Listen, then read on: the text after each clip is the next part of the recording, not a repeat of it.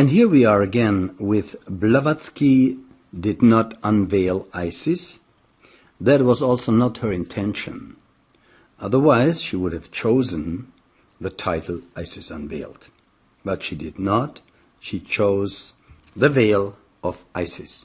Now, what is the basic message of that ancient knowledge? It could be said in one sentence. The entire 10 volumes of the Book of Light, the entire Secret Doctrine, Isis Unveiled, other scriptures by Blavatsky and so forth, is simply do only good and only good will happen to you. Of course, such words raise many questions. Why do bad things happen to good persons and so forth? That has to do with karma. But if somebody does not understand correctly the law of karma and reincarnation, concerning solar systems the same way like a worm, in between stone, plant, animal, yes, even minerals have karma, believe it or not. So you see, by saying do only good, and only good will happen to you, is one thing. But then many questions arise.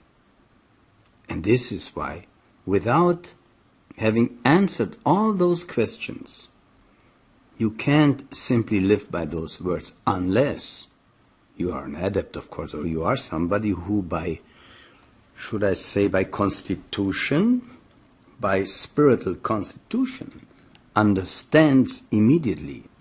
This happens too.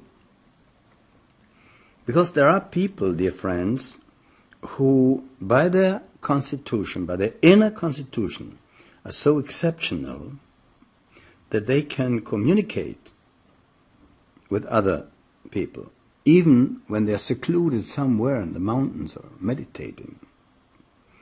Their souls can see other worlds, their different layers can contact with other parts of the seen and unseen world.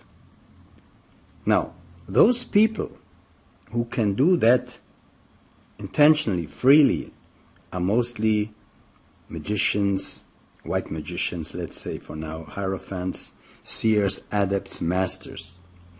Now there are others, and I warn always those others to do what they do. And they are mediums.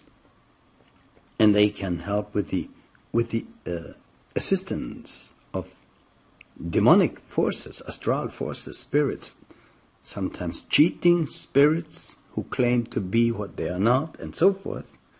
They can also get in touch with those other layers of consciousness. But they often are misled, misused, etherically abused, I may add, because those spirits who give information need sometimes substance of the astral, of the medium. So all that is evil. You see, the cities will come to you on their own, by itself, without any effort from your side, other than the effort to become pure. Pure, simple, innocent. Now, when I mean pure, I mean also moral purity. And this is for most people very difficult. Because some think, well, we can live our senses as we like to, and we will have the cities, Those cities or special abilities that you then will get are mostly sorcery. So step one to attain so-called supernatural powers would be moral purity. That means your behavior on the sexual level should be moderate, should not be exaggerated.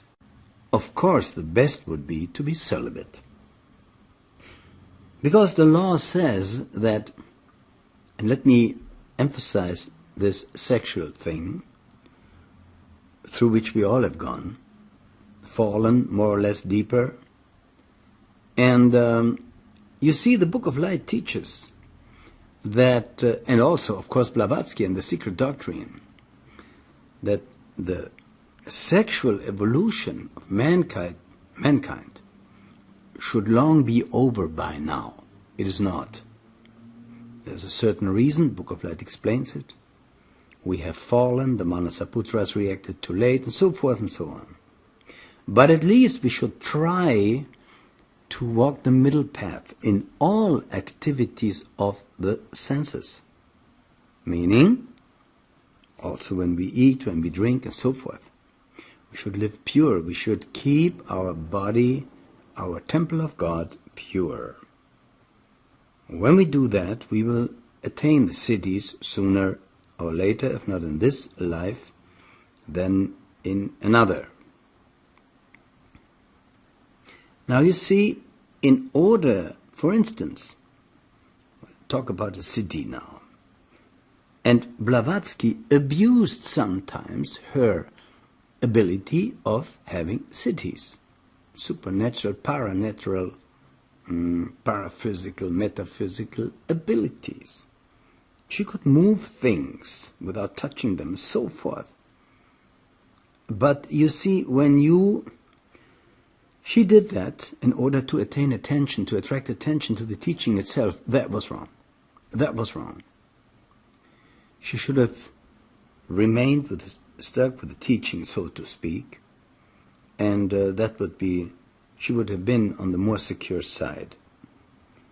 Now, if you move something organically or non-organically, you always need to have the will, see, and the willpower. The city willpower is much stronger than the willpower of a normal person. For instance, I knew a person in Los Angeles who could cause another person to sit down just by moving a finger. Now, this high guru was not a sorcerer, was a guru. Explained to me, well, I get in touch with the etheric body and move just the etheric, and the physical follows immediately. See, this is one explanation. When Jesus rose the dead to life, they were not dead. The etheric body was still connected with the umbilical cord, etheric umbilical cord, and it was possible for Jesus to replace the etheric body, who had already left the physical, back into the physical, and so Lazarus miraculously awoke again, and so forth. Without knowledge of those occult facts, one would think it is a wonder. There are no wonders.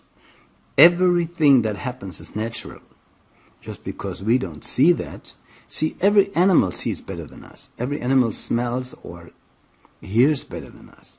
We are evolutionary-wise, physically, the lowest link, the weakest link in nature. The only thing that makes us superior, so to speak, is the brain and the thinking, which is abused so many times, especially not by common people, no, by people who are often very intelligent, and they misuse manas. Of course, they pay the price. Thank God, I would add. So, I mentioned that motion because everything in the universe moves, and science tries to explain that motion by particles being clashed together somehow and then getting into motion. Of course, this is nonsense, because according to Newton's law, even every motion would then have to end. Why is the sun still shining? Why are the planets still rotating, and so forth? Of course, there is a spiritual force behind it. We call them planetary spirits, or other names also for that. Elohim, and so forth. Spiritual powers. Monadic powers move matter. Now, this willpower is sometimes good and it's sometimes bad. It can do good things and bad things. And you pay the karmic price. And only an adept, a master, is free of such karma, although when the masters decided to contact Blavatsky in order to reawaken that ancient knowledge, not all agreed. Not all agreed. That has to be said. Yeah? So they took it on their responsibility and said, let's do it. So, good, we'll do it. All great prophets basically teach the same throughout the ages. And that same is mostly, or all the time, parts or in entirety, the teaching of the Book of Light, also of course of Isis Unveiled and Secret Doctrine, origin and purpose of man and universe. And so, when we, to give you an example, when we want to move something, I mentioned it already, we have to create a willpower. We have to have the will to move that. That comes from deep inside. And it is not matter per se. It is the monad that has that will, that trishna, that desire. This other missing half of science per se, explaining the motion of matter in the material world, this is now added completely also by the Book of Light. In order to warn people, but also to inform people, we want to see what Blavatsky in Secret Doctrine and in Isis Unveiled taught about elementals and elemental beings and elemental spirits and so forth. Now, first of all, this ancient teaching was known throughout pre-archaic times even, among the angels, and then spread to mankind. In those days, the chemist was the experiment. Example, today the chemist makes an experiment in a laboratory, and he looks, this is what happens. So it's actually outside of the experiment. In those days, the chemist was the experiment, and so we call him alchemy. Alchemy. We find that especially in the Chaldean Jewish Kabbalah, about those experiments where they could actually unite with those beings who were in charge of that particle of matter. It happened on a monadic level. And thank God, this ability is lost today, because they would abuse it even more, as we can see how they abuse their scientific abilities in the world just to create war and to kill more and more people and all that. This is all returned Atlantean karma. And the Book of Light explains it in detail. Let them outlive their karma. We have nothing to do with it.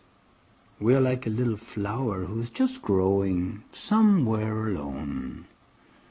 And another flower comes, and another, and so we spread the knowledge.